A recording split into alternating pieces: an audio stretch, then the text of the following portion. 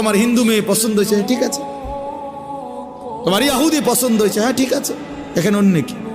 তোমার যেটা ভাল লাগে এটা, তোমার যেটা মন চায় এটা, তোমার পছন্দই তোমার জীবন।